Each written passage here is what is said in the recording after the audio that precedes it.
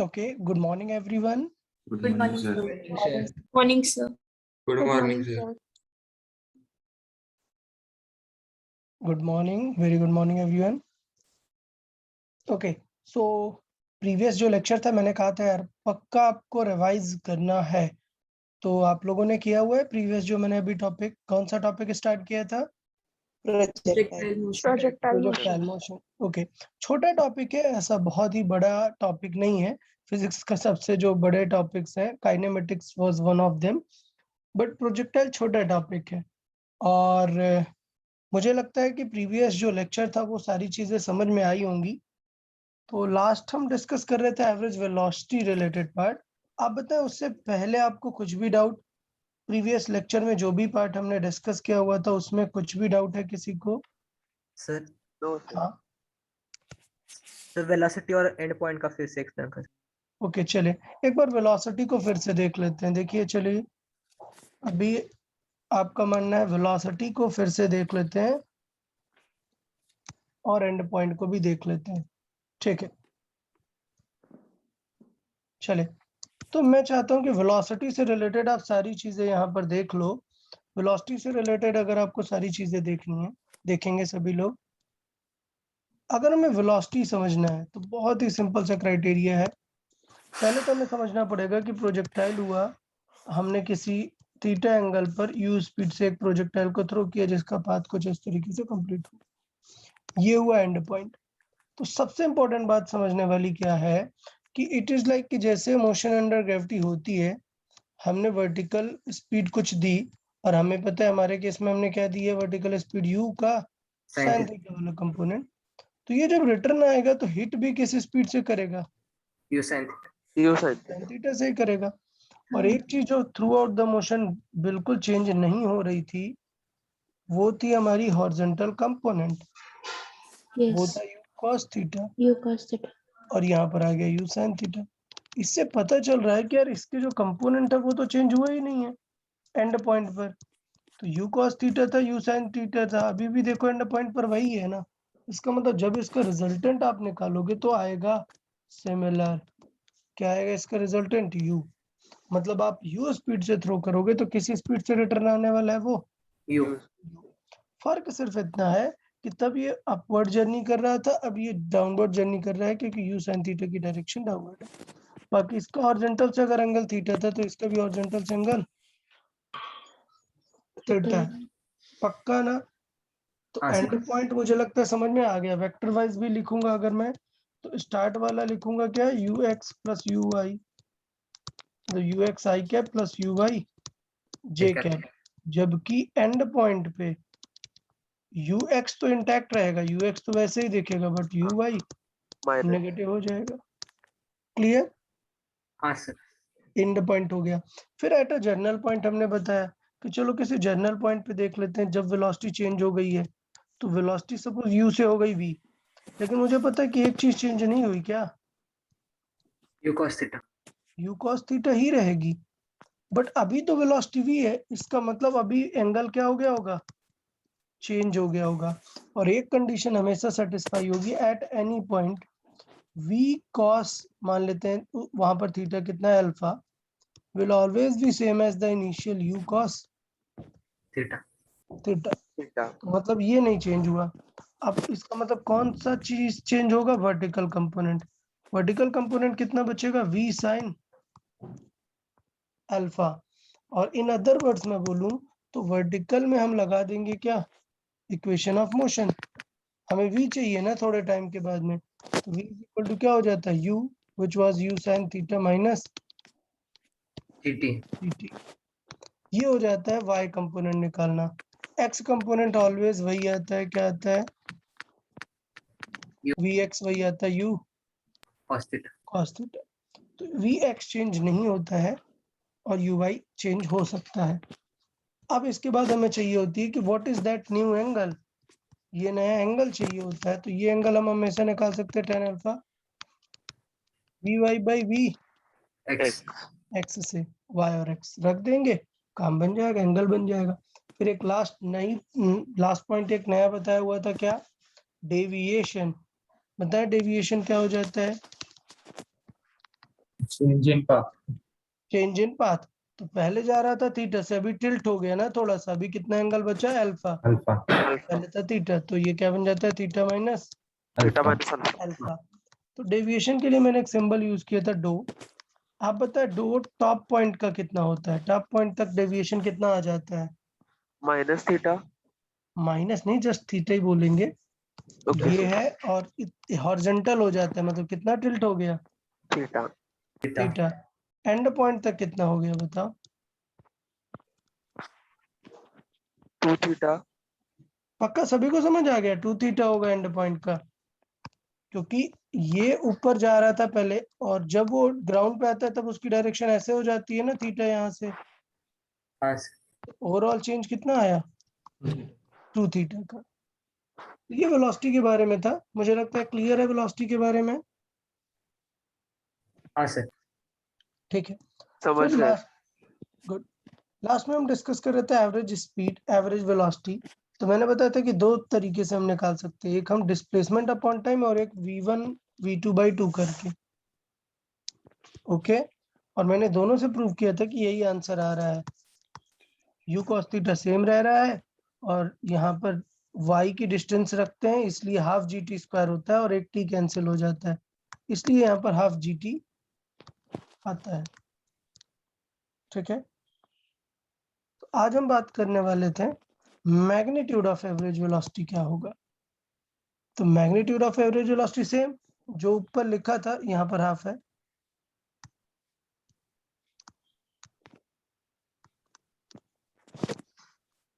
Okay, सो u cos theta और वो u sin theta minus GT जो था, उनका स्क्वायर कर देंगे रूट, वो क्या हो गया? Magnitude of average velocity.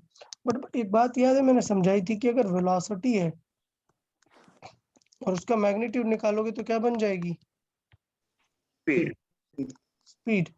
लेकिन मैंने एक बात बताई थी कि अगर एवरेज वेलोसिटी है और उसका आपने मैग्नीट्यूड निकाला, तो क्या वो एवरेज स्पीड बन जाती है? नहीं। नहीं। तो ये चीज थोड़ी सी आपको ध्यान देनी है। तो एवरेज स्पीड कैसे निकालेंगे? तो एवरेज स्पीड होगी total distance upon total time. क्या डिस्टेंस Total निकाल सकते हो क्या प्रोजेक्टाइल में? नहीं, डिस्टेंस नहीं नहीं। निकाल सकते। तो कभी भी एवरेज स्पीड आपसे पूछा ही नहीं जाएगा। क्लियर? हाँ, आपसे पूछा जा सकता है मैग्नीट्यूड ऑफ एवरेज वेलोसिटी। ठीक है,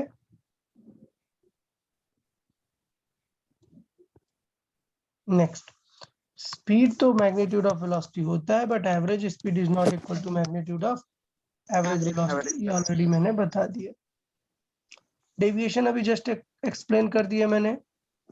हाँ sir. Amount of shifting from its initial path, तो जब वो अल्फा एंगल बनाएगा तो इसका मतलब इनिशियल एंगल मान लेते हैं, ये लाइन थी, तो इसका मतलब इसी के पैरेलल बना दिया। इनिशियल एंगल कितना था? थीटा, और अभी बचा अल्फा, तो डेविएशन हो गया ये वाला। दिख रहा है फिगर में सबको? हाँ सर। ओके, तो डेविएशन कितना हो गया? Theta minus alpha. तो टॉप पॉइंट का डेविएशन थीटा। थीटा, और एंड पॉइंट का 2 थीटा। 2 थीटा। ठीक है, मैथमेटिकली देख सकते हैं टॉप पॉइंट पर अल्फा क्या हो जाता है? 0, 0 हो जाता है। और एंड पॉइंट पर अल्फा क्या हो जाता है? Negative theta. मतलब प्रॉपरली फॉर्मूले में भी रख के देख सकते हैं। ओके है ना डेविएशन? हाँ सर। ओके, अब सोचने वाली बात है, suppose angle of throw is greater than 45 degree. समझिएगा, angle of throw is greater than 45 degree, तो इसका मतलब ये होगा कि जो मैक्सिमम पॉसिबल डेविएशन है वो कहाँ तक आता है? मैक्सिमम डेविएशन यहाँ तक। कितना होता है maximum deviation? 2 theta. 2 2 theta. Deviation start point पर 0 है और एंड पॉइंट पर हो सकता है 2 थीटा। तो मैक्सिमम डेविएशन हो सकता है 0 to 2 थीटा। ओके ना? तो अगर थीटा 45 से ज्यादा है, इसका मतलब मैक्सिमम डेविएशन किससे ज्यादा हो सकता है? 90। 90 डिग्री। 90 डिग्री से। इसका मतलब ये है कि at some point deviation will be 90 degree. 90 degree. और अगर मैं रियल में फील करूं कि डेविएशन है क्या, तो डेविएशन आप फील करिएगा ये जो इनिशियल वेलोसिटी है ना, ये इनिशियल वेलोसिटी वेक्टर तो ऐसा ही रहेगा हमेशा थीटा एंगल, हाँ और ये है वेलोसिटी एट दैट पॉइंट। इन दोनों के बीच का जो एंगल है वही तो क्या है, डेविएशन। आपका Deviation. डेविएशन है। क्लियर? तो इसका मतलब ये हुआ कि अगर डेविएशन 90 हो सकता है, इसका मतलब velocity will be perpendicular to the initial velocity. समझा? Velocity will be perpendicular to initial velocity. इसका मतलब कौन सा? Sir, is U it possible? या व्हाट थिंग इज पॉसिबल? कि मतलब ऐसा 90 से भी ज्यादा हो सकता है डेविएशन। तो अभी बताया ना कि अगर थीटा 45 से ज्यादा है तो मैक्सिमम पॉसिबल डेविएशन उसका डबल होता है, तो 90 से ज्यादा हो गया। अगर आपको प्रोजेक्टाइल फेंकना है, थ्रो करना है, तो theta has to be less than 90 degree. Suppose है 80 डिग्री, तो मैक्सिमम डेविएशन कितना हो सकता है? 160 degrees. yes, इसका मतलब ये हुआ कि deviation can be till 160 degree, any value it can take. I am just giving you a special case when they are at 90 degree. 90. Clear है कि नहीं? इसका मतलब अल्फा क्या होगा? सोचने वाली बात है कि थीटा तो हमेशा 90 से कम होगा, और अगर मैं बोल रहा हूँ कि दोनों के बीच का एंगल 90 है, तो क्या फर्स्ट हाफ में कभी भी 90 हो सकता है? नहीं ना। फर्स्ट हाफ तक तो डेविएशन मैक्सिमम कितना आता है? थीटा। तो मतलब डेविएशन डेफिनेटली सेकेंड हाफ में जाकर ही 90 हो सकता है। तो इसका मतलब आप ऐसे हॉरिजॉन्टल से लाइन बना के यहाँ से अल्फा निकाल सकते हो। अगर थीटा है 80 डिग्री, तो इसका मतलब अगर 90 कब बनाएगा, अल्फा कितना हो जाएगा? 10 डिग्री। ऑफ कोर्स 90 10 ऐसी वैल्यूज नहीं दी जाती हैं, कन्वीनियंट वैल्यूज दी जाती हैं। तो कैसे अप्रोच करना है? इसका सीधा मतलब ये है कि tan किस डायरेक्शन में, नीचे की तरफ है ना, मतलब tan अल्फा कैसा होगा? नेगेटिव। नेगेटिव। और निकालते कैसे हैं? u sin theta minus G T, ये हुआ GT. y component upon x component. Okay. Okay, sir. Okay हाँ। सर। और अल्फा की वैल्यू कैसे निकाल सकते हैं? अगर मुझे 90 डिग्री फाइंड करना है तो 90 माइनस थीटा से, यहाँ से हमने देखा। ठीक। तो definitely 90 minus theta tan 90 minus क्या बन जाएगा? कॉट। कॉट को मतलब क्या लिख सकते हैं? 1 अपॉन 10, और क्रॉस मल्टीप्लाई करके सॉल्व कर देंगे टाइम की वैल्यू, तो हम निकाल सकते हैं eight which time they will be perpendicular. तो ये मेथड समझ आया हमने क्या किया कि tan अल्फा हमें पता है वो नेगेटिव होगा, और हमें ये भी पता है कि अल्फा कितना होगा? 90 माइनस थीटा जितना, because we are finding when they will be at 90 degree. Okay. हाँ सर। Okay, sir. और इसे सॉल्व करके टाइम निकाल देंगे। ये तो था प्रोजेक्टाइल वाला मेथड, बट हमें ऑलरेडी एक चीज पता है, आपको वी यू वेक्टर लिखना तो आता ही है, वी वेक्टर भी लिखना आता है। आपको पता है ना कि दो वेक्टर्स 90 कब होंगे? बताएं, अगर दो वेक्टर्स पता है तो 90 कब होंगे? वेक्टर थोड़ा सा यूज करके सोचो। दो वेक्टर्स परपेंडिकुलर कब होंगे? क्या चीज दिखाएंगे अगर वो परपेंडिकुलर है तो?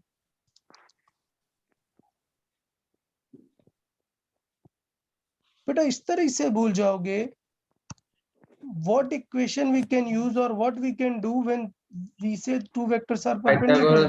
Pythagoras resultant. अरे पाइथागोरस, अरे यार, दो वेक्टर फॉर्मेट में चीजें दी हैं और परपेंडिकुलर दिया है, तो क्या यूज करोगे इक्वेशन? बेटा अगर सही टाइम पे सही चीज क्लिक नहीं होगी तो क्या करोगे यार ऐसे? फिर नहीं सिखाया क्या ये? हाँ सर सीखा है। अगर दो वेक्टर परपेंडिकुलर है तो उनका डॉट जीरो होता है। कोई भी चीज को इक्वेट करना ही तो उसकी इक्वेशन है, तभी तो सॉल्व कर पाएंगे। तो पूछ रहा है find the condition u and v are perpendicular, तो हमें क्या करा देना चाहिए? उनका dot Product. Vector product is equal to 0. जीरो। तो एक सेकेंड मेथड हो जाएगा सॉल्व करने का। क्या?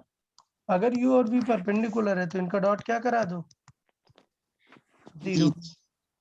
और अब लिखते हैं u cos and u sin, ये क्या हो गया? u cos and u sin minus gt, ये क्या हो गया? v। V. और अब करा देते हैं इनका डॉट, तो आई का डॉट आई से I के साथ हुआ और यू J का डॉट स्क्वायर, J। ठीक है यू सर। साइन का इसके साथ तो हुआ यू साइन स्क्वायर और जीटी में भी एक साइन आ जाएगा। ओके, अब देखो हाँ। इससे कॉस स्क्वायर और साइन स्क्वायर से यू बाहर आया, क्या हो गया ये 1, sin square theta plus cos square theta. और यहाँ पर आ गया यू साइन थीटा जीटी। तो देखो यहाँ से टाइम डायरेक्टली आ गया u by g sine theta. When they will be perpendicular, it will be u by g sine. g sin theta. समझ आया? तो इसे हाँ आप सर। ऐसे लर्न भी कर सकते हो। 90 वाला कैसे इंपॉर्टेंट है, लर्न भी नहीं किया तो 1 मिनट में आ जाता है। ये प्रोडक्ट करना क्या इतना कॉम्प्लिकेटेड है क्या, तुरंत समझ में आ जाता है कि क्या आएगा। हाँ सर। देखो यहाँ से ये टफ था सॉल्व करना, ठीक है, लेकिन यहाँ से इजी है। ओके ना? हाँ सर। हाँ सर। तो चले आज एक क्वेश्चन प्रैक्टिस कर लेते हैं जिसमें सारी डिटेल्स आपको पूछ रहा है, आप 1 बाई 1 सॉल्व करते जाएंगे, ठीक है। ओके एक स्टोन को 50 मीटर पर सेकंड से 37 डिग्री पर थ्रो किया है, तो मतलब क्या चीज हमें पहले करके रख लेनी चाहिए, कंपोनेंट्स। Horizontal components. 50 से थ्रो किया है 37 degree with the vertical vertical, तो इसका मतलब हॉरिजॉन्टल से कितना होगा 53। 53. 53। अभी कंपोनेंट्स बताओ, हॉरिजॉन्टल में कितना कंपोनेंट आएगा 50 का 50 cos. cos 53. कितना आएगा वो और ये 4/5। 3/5, हाँ. हाँ सर। और वर्टिकल कंपोनेंट 4/5 40। यहाँ तक क्लियर है? तो यू हाँ, वेक्टर सर। हमारा कितना है 30 I cap and 40 40 J cap. J cap. अब क्वेश्चन सॉल्विंग स्टार्ट करेंगे। चले आप लोग बताएं, find its velocity after 1 second. So चलो पूछ लेते हैं, आप लोग डायरेक्टली आंसर करोगे तो बेटर रहेगा। अक्षत आप आंसर करोगे? अक्षत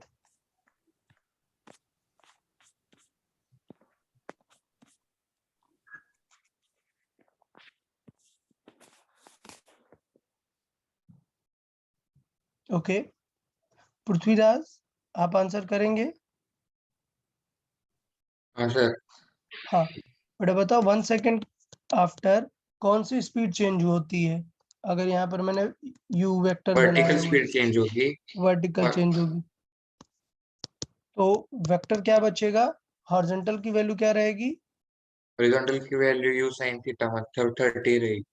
30 रहेगी, यू कॉस थीटा 30 रहेगी, और ये वैल्यू क्या हो जाएगी, इस पे y वाला सॉल्व करेंगे तो क्या होगा, ये तो u U sin sine theta theta ही है, U sine theta minus gt। G T. So 10 into after 1 second मतलब 1, क्या आने वाला है ये कंपोनेंट भी 30। यार सभी को समझ आया?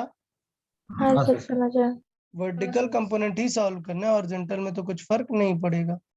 तो हमने यहाँ पर लिखा, पहले वेलोसिटी वेक्टर लिखा, Vx हमेशा कांस्टेंट रहेगा विच इज 30, और Vy हमें सॉल्व करना था, तो क्या आंसर आएगा u sin theta minus GT. मैंने पहले u sin थीटा फाइंड करके रखा था, वो था 40 माइनस 10 आया था 30। ओके, अब पूछेगा बताओ at what angle it will be inclined, तो बिकॉज ये दोनों 30 हैं, tan थीटा क्या आएगा tan अल्फा 45 40/31 मतलब alpha 45। 45 after 1 second what will be the deviation बताओ?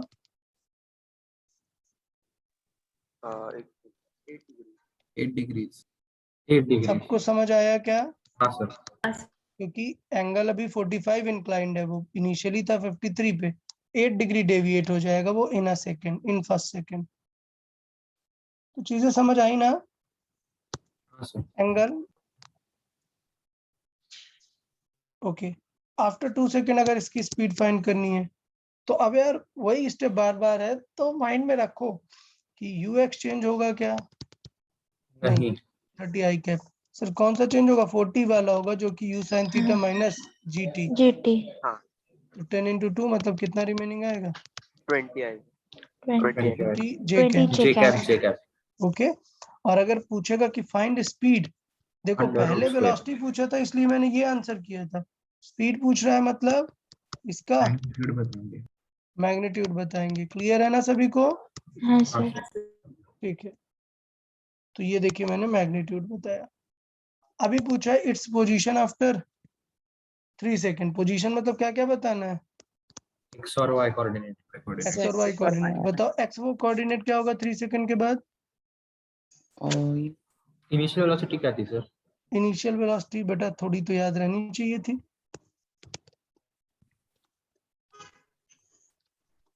ये थी इनिशियल 90 वेलोसिटी रहेगा, वेक्टर ना। 90 होगा। X 90 रहेगा. 90 होगा। तो क्या होगा 30 into 3 initial velocity u cos theta into t आएगा 90 मीटर। 90 और y कैसे हाँ। निकालते हैं? u sin u theta sin into t theta मतलब माइनस 4 नहीं t भी है ना, u sin theta into t T minus half half GT. gt square. Velocity थोड़े लिख रहे हैं कि हाफ gt होगा sir, half gt square because position बतानी है हमें। हम्म, क्लियर? हाँ Yes हाँ sir. सर। तो कितना आंसर आया? 75। 75 मीटर। ठीक है, इस तरीके से आप पोजीशन भी बता सकते हैं डेफिनेटली। क्लियर है ना सभी को? u cos theta into t और ये अपना u sin theta into T minus half जी T square. Okay, Yes sir. चलो अब ये आप लोग ट्राई करो। It's average velocity after 4 second. Everyone solve it. It's average velocity, velocity लिखा है मतलब वेक्टर बताना है आफ्टर 4 सेकेंड। आपको डायरेक्टली याद है क्या किसी को कि क्या आता है एवरेज वेलोसिटी वेक्टर कैसे लिखते हैं?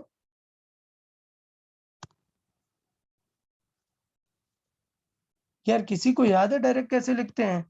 Displacement over time. तो इन इक्वेशन से क्या कैंसिल आउट हो जाता है? एक टी। तो क्या आता है average velocity vector? u cos theta. कितना था u cos theta? 30 I cap plus इससे एक टी कैंसिल आउट होगा तो sin थीटा हटेगा और बचेगा क्या? Half G T.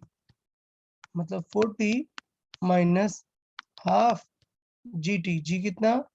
10 और टी कितना? 4। तो कितना आया यहाँ से? 20. 20 जे कैप। समझा कि नहीं? अब आप लोग सोच रहे होंगे कि अगर मैं इसका ग्राफ बनाऊं तो ग्राफ तो यार ऐसे दिखेगा। 3 सेकंड में वो 4 सेकंड में कहां पर पहुंचेगा? टॉप पर। देखो ना इसका स्पीड कितना है वर्टिकल का? 40 है ना, तो कितने सेकंड में टॉप पर पहुंचेगा? 4 सेकंड में। इसका मतलब हमें जो एवरेज वेलोसिटी चाहिए वो 4 सेकंड टॉप पर चाहिए। तो क्या होगा? Displacement over time. ठीक है, ऐसे आप देख सकते हो पोजीशन वाइज भी, बट जरूरत नहीं है उतना। आइडिया ये है कि टी का डिवाइड करना है तो बचेगा क्या, ये याद रखना है। ओके, तो एवरेज वेलोसिटी का फॉर्मूला याद रहेगा ना, u cos थीटा बचेगा और यहाँ पर माइनस हाफ जी टी। ठीक है, क्लियर ना? हाँ सर. चले, take your time, take 2 minutes, solve this particular question. Deviation angle find करना है after t is equal to 6। मतलब डेविएशन फाइंड करने के लिए पहले क्या पता होना चाहिए? डेविएशन कैसे निकलता है यार? Initial theta theta minus minus alpha. Alpha. theta तो minus क्या alpha. पता होना चाहिए उसके लिए? Alpha. और अल्फा कैसे निकालते हैं? Tan alpha. tan alpha. क्या होता है tan अल्फा? Y upon X.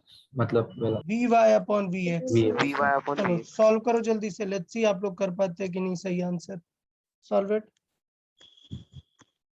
Deviation angle चाहिए आफ्टर 6 सेकंड्स।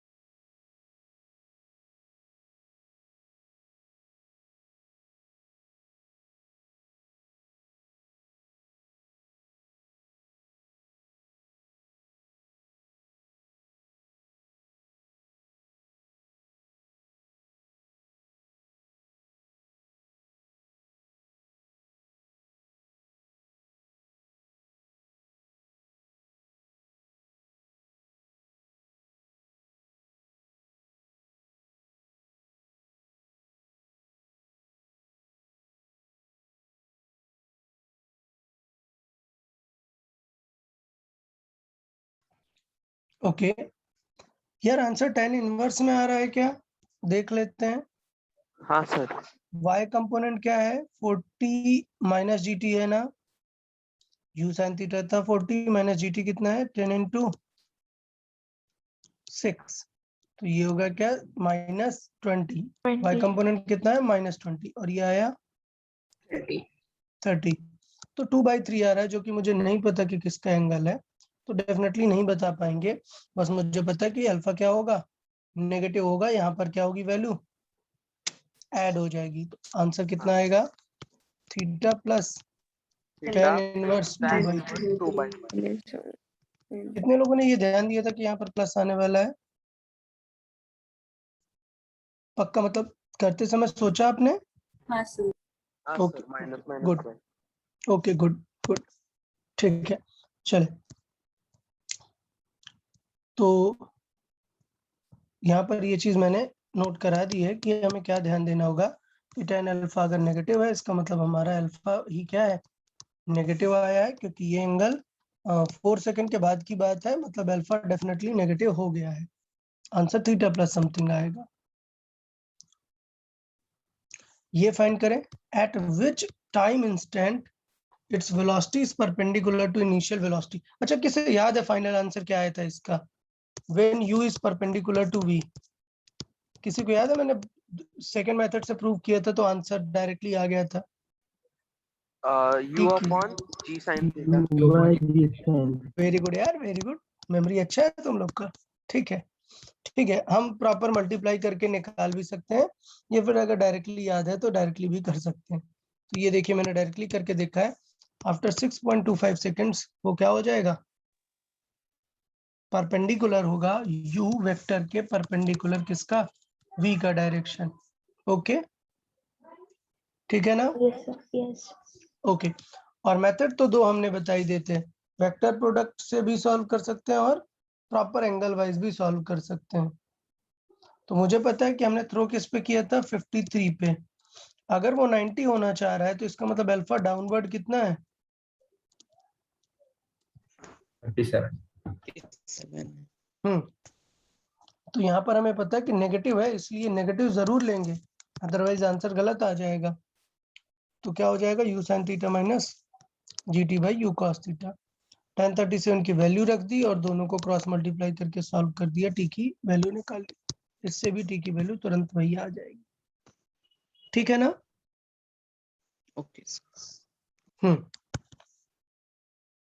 इस तरीके से कर सकते हैं। चले, ये फाइंड करें,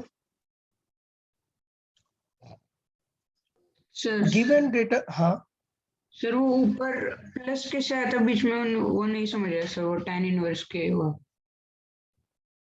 वो प्लस इसलिए आया था क्योंकि मुझे ये पता था कि आंसर आया था tan इनवर्स 2/3।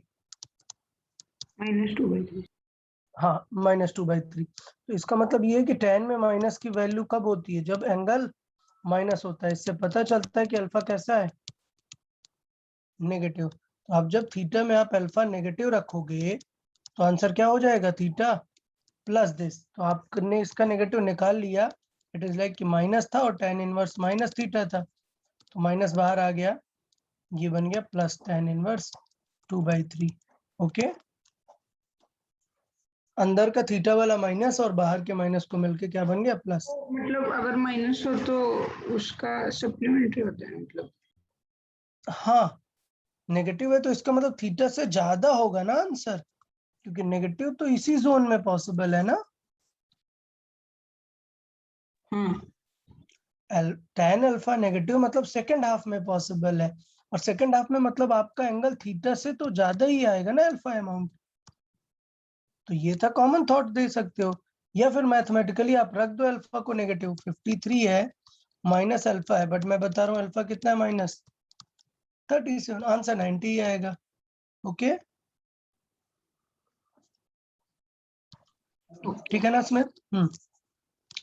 ये क्वेश्चन देखो, रीड करो, गिवन डेटा को यूज करना सीखो। हमें फाइंड क्या करना है, स्पीड, लेकिन हमें स्पीड का डेटा नहीं पता। हमें स्पीड फाइंड करने के लिए क्या चाहिए होता है, टाइम चाहिए। टाइम। तो कुछ और डेटा देगा, देखो क्या दिया है, horizontal position. तो कैसे निकालते थे horizontal position x? Vx upon Vx into t. Vx into t, तो यहाँ से टाइम आ जाएगा ना, 150 बाई ux कितना था 30. 30, तो 5. कितना हुआ 5 सेकेंड। इसका मतलब हमें स्पीड कब बतानी है? At 5 5 second. तो ये बेसिक ऑफ टाइप 2 क्वेश्चन हुआ कि जो चीज आपको फाइंड करनी है उसके लिए रिक्वायर्ड डेटा आपको कहीं से सर्च करके लेके आना पड़ेगा, ओके, सॉल्व करके। क्लियर?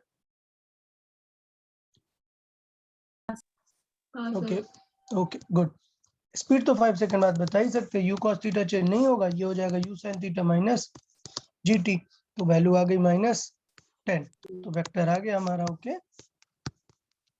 मतलब 5 सेकंड पर वो सेकंड हाफ में चला गया, तभी तो नेगेटिव आने लग गई ना कंपोनेंट। हाँ सर। अब find its speed when it is at 60 metre height. कुछ याद है बताया था कि अगर आपको y की लोकेशन देखनी है तो y की लोकेशन 2 बार मिलती है, याद है कि नहीं? हाँ हाँ सर, एक बार फर्स्ट हाफ में, एक बार सेकंड हाफ में। तो हमें पता है कि हाफ मतलब क्या है, t is equal to 4 second है हाफ, तो पक्का हाँ। यहाँ से 2 आंसर आएंगे, ठीक है। चले सॉल्व करें, कैसे करते हैं? y is equal to u sin theta minus half gt. Half gt square. Clear? y की वैल्यू निकालेंगे, उसे रख देंगे 60, u sin theta into t लिखेंगे, हाफ gt स्क्वायर लिखेंगे, क्या बन गई? एक क्वाड्रेटिक इक्वेशन, ठीक है। 2 और 6 आता है. हाँ, अब बताओ क्या करेंगे? इस क्वाड्रेटिक को सॉल्व करेंगे यार। इस क्वाड्रेटिक को सॉल्व करके हम रूट्स निकालेंगे। क्या रूट्स आ गए? 2 and 6, and both roots are correct. इसका मतलब at t is equal to 2 और 60 मीटर पर था, और at t is equal to 6 और 60 मीटर. तो इधर आपको क्वेश्चन में कोई और हिंट देगा, अदरवाइज आपको देखना है ऑप्शन में कि कौन सा ऑप्शन मैच हो रहा है। 2 वाला चेक करो, नहीं मैच हो रहा है तो फिर 6, ओके। तो मैंने 2 पे भी निकाला, u cos थीटा तो वही रहेगा, u sin थीटा निकाल दिया मैंने 2 पे, ठीक। 6 पे निकाल दिया मैंने u sin थीटा, और नोटिस करो कि स्पीड में कोई फर्क नहीं आया, सिर्फ डायरेक्शन है बदल जाती है। जब वो हम बात करें कि 60 मीटर पर कब होगा, इधर पर होगा वो 60 मीटर और इधर पर, और यहाँ पर जो v होता है सेम v यहाँ पर होता है, सिर्फ अप और डाउन की डायरेक्शन बदल गई है, ओके ना। तो ये अच्छी बात होती है कि स्पीड का आंसर वही आएगा, एक ही आएगा, चाहे कोई सा भी टाइम लेके आप सॉल्व करो। तो अगर स्पीड पूछा है ना तो एग्जाम में एफर्ट नहीं लगाने लगना कि 2 सेकंड पे किया फिर 6 पे भी चेक कर रहे हो, कोई एक निकाल लो काफी है। बताइए, तो x और y की वैल्यू के साथ आपको समझ आया स्पीड वगैरह निकालना?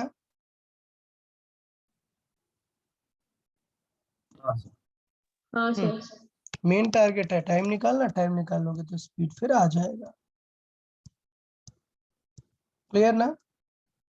Yes sir. चले, तो कुछ स्पेशल पॉइंट्स देखेंगे। नेक्स्ट एक स्पेशल पॉइंट है हमारा, हमने सारी चीजें देख ली, देखो पहले मैं फिर समराइज करता हूँ। हमें क्या चीजें माइंड में रखनी है? हमें T, H, R, U, theta, इन सबको वापस से इंटरलिंक करना, ये क्लियर होना चाहिए। फिर एक्स, वाई, इनको वापस से इंटरलिंक करने को क्या बोला था? Equation of trajectory. फिर वी, अल्फा, डेविएशन, ये सब क्लियर होना चाहिए। पक्का समझ आया अब तक क्या स्टडी की है हमने? हाँ सर, समझ गया. कंपोनेंट्स। अब हम बात करेंगे कॉम्प्लीमेंट्री प्रोजेक्टाइल। ये क्या चीज होती है? ये एक स्पेशल पॉइंट है, आप समझेंगे। सपोज मैंने दिया कि एक प्रोजेक्टाइल जिसका टी है 6 सेकेंड, और उसका मैंने यू दे दिया, तो फाइंड करो क्या? थीटा। कर लेंगे आप? बताइए, आप थीटा कर लेंगे सॉल्व? अरे t is equal to use कर लेंगे ना, 2u sin थीटा बाई जी। हाँ t दिया है, u दिया है, तो थीटा निकल आएगा ना, हाँ. ओके। अब इसका मतलब अगर मैंने आपको r दे दिया है आर, और ये हो गया you square sine 2 theta by, तो अब आप 2 थीटा फाइंड कर सकते हो। अब रेंज के साथ बेटा होती है एक प्रॉब्लम। क्या? सपोज साइन 2 थीटा की वैल्यू कितनी है? लेट्स से 1/2, तो इसका मतलब साइन में ये किसकी वैल्यू है? 1/4 साइन में ये किसकी वैल्यू है 1/2? 30 डिग्री। क्या कर रहे हो भाई? गलती से आ गया। समझा, ठीक है। साइन 30 डिग्री, इसका मतलब ये हुआ कि थीटा कितना है? 15 डिग्री। अब आती है यहाँ पर प्रॉब्लम। साइन में बेटा पॉजिटिव वैल्यू, मुझे पता है कि प्रोजेक्टाइल का एंगल क्या होना चाहिए? थीटा 90 से कम। इसका मतलब 2 थीटा किससे कम होना चाहिए? 180 से कम। बट मुझे पता है कि मैं सिर्फ वैल्यू कहाँ तक की पिक कर रहा हूँ? 90 तक की, जबकि मुझे पता है कि सेम वैल्यू कहाँ पर मिल सकती है मुझे? सेकेंड क्वाड्रेंट पे भी मिल सकती है। पता है ना, साइन की वैल्यू सेम पॉजिटिव कहाँ पर मिलती है? सेकेंड क्वाड्रेंट में। इसका मतलब जब हम रेंज निकालते हैं तब हम आंसर गलत कर देते हैं। रेंज निकालने पर बताओ 1/2 और किसकी वैल्यू हो सकती है साइन में? 150। 150। सबको समझ आए ना? जितना आप इधर से ले सकते हो सेम एंगल आप इधर से भी ले सकते हो। तो अगर इधर 30 है मतलब इधर से 30, तो कितना है टोटल? 150। तो इसका मतलब ये कि यहाँ पर आप लिख सकते थे साइन 150। प्रॉब्लम क्यों नहीं आएगी? क्योंकि अभी आपका 2 थीटा है ना 150, तो थीटा कितना आ जाएगा? 75। इसका मतलब ये है कि एक रेंज का आंसर 2 थीटा हो सकते हैं। मे भी आपको एग्जाम में 1 थीटा ऑप्शन में नहीं मिल रहा, 15 नहीं मिल रहा, और आप सोचोगे अरे सर ये तो क्वेश्चन गलत है। गलत नहीं है, और एक आंसर हो सकता है क्या? 75। बट इन दोनों में सिमिलरिटी क्या दिख रही है आपको? दोनों का एडिशन 90 आ रहा है। और ये हमेशा आएगा। इसीलिए ऐसे प्रोजेक्टाइल को हमने क्या कैटेगरी में नेम दिया? Complementary project. Complementary projectile. ऐसे दो प्रोजेक्टाइल जिनका थीटा का समेशन क्या आएगा? 90 आएगा। 90। उन दोनों थीटा के लिए एक चीज सेम आने वाली है, वो क्या? रेंज। रेंज। तो ये मैंने यहाँ पर फिगर के थ्रू समझाने का ट्राई किया। क्या किया कि दो प्रोजेक्टाइल मैंने सेम स्पीड से थ्रो किए बट डिफरेंट एंगल पर, और एंगल ऐसे चूज किए हैं कि उनका समेशन कितना है? 90। तो उनकी हाइट बेटा डिफरेंट होगी। 60 वाला ज्यादा हाइट तक जाएगा, 30 वाला कम हाइट तक जाएगा। दोनों का टाइम अलग होगा बट एक चीज सेम रहेगी। क्या? दोनों फाइनल सेम लोकेशन पर लैंड करेंगे। दोनों का क्या सेम होगा? रेंज। रेंज। तो बेटा कॉम्प्लीमेंट्री प्रोजेक्टाइल समझ आया? हाँ सर। क्या स्टेटमेंट है? ऐसे दो प्रोजेक्टाइल जिनका एंगल का समेशन 90 कॉम्प्लीमेंट्री। डिग्री हो। 90 डिग्री है, उन दोनों के लिए रेंज का आंसर क्या आता है? सेम आता है। सेम आता है। मैथमेटिकली भी देख सकते हैं। सोचो मैंने R1 निकाला तो पहले एंगल क्या रखा? θ1। अब जब मैंने R2 निकाला तो θ2 कितना रखूंगा? 90 minus theta. 90 माइनस θ1। तो सोचो जब मैं θ2 को रखूंगा 90 माइनस θ1, तो मुझे पता है कि साइन 90 चेंज हो जाता है कॉस में, और कॉस 90 माइनस थीटा हाँ, Sine। साइन में। तो कुछ फर्क पड़ा ही नहीं। देखो बिल्कुल वही फॉर्मूला आ गया ना, R1 R2। मैटर हाँ नहीं करता θ1 θ2 क्या है। अगर उनका समेशन 90 है तो उनकी रेंज क्या होगी? सिमिलर होगी। हाँ, क्या अलग होगा? टाइम अलग होगा और हाइट अलग। हाइट अलग होगी। क्लियर? हाइट अलग। Yes sir. हाँ सर। ठीक है, तो डेफिनेटली आप समझ गए यहाँ पर चीजें कैसे हो सकती हैं। अच्छा, अब समझे? तो यहाँ तक मुझे लगता है डेफिनेटली आपको क्लियर हुआ ना कि कॉम्प्लीमेंट्री प्रोजेक्टाइल क्या है, क्या हमें समझना है। जब भी कभी रेंज पूछेगा कि बताओ ये रेंज है 50 metre, find about the projectile, तो डेफिनेटली याद रखना कि थीटा के कितने आंसर हो सकते हैं? दो आंसर। क्लियर है ना? पक्का? हाँ सर। ओके, कॉम्प्लीमेंट्री समझाने का यही पर्पस था कि विद सेम स्पीड अगर कॉम्प्लीमेंट्री एंगल्स हैं तो रेंज उनकी सेम आएगी। तो अब क्या होता है, कभी कभी पूछ लेता है कि उनका हाइट्स का रिलेशन बताओ। तो पूछ लिया कि अगर दो कॉम्प्लीमेंट्री प्रोजेक्टाइल है उनका प्रोडक्ट ऑफ हाइट्स क्या आएगा, तो हम निकाल सकते हैं ना प्रोडक्ट ऑफ हाइट्स। दोनों के हाइट के फॉर्मूले को मल्टीप्लाई करेंगे और थीटा टू की वैल्यू क्या रख देंगे, 90 माइनस 90 माइनस थीटा। तो साइन क्या बन जाएगा, cos कॉस थीटा। और जैसे ही मुझे प्रोजेक्टाइल में साइन भी दिख रहा है कॉस भी दिख रहा है, तो मेरा ध्यान जाना चाहिए कि रेंज का फॉर्मूला बन सकता है, ये याद है। हाँ सर। हाँ तो रेंज का फॉर्मूला अगर मैं देखूं तो साइन थीटा कॉस थीटा दिखता है, बस इसका अगर मैं क्या कर दूं स्क्वायर, तो यहाँ के जैसा काम बनने लगेगा।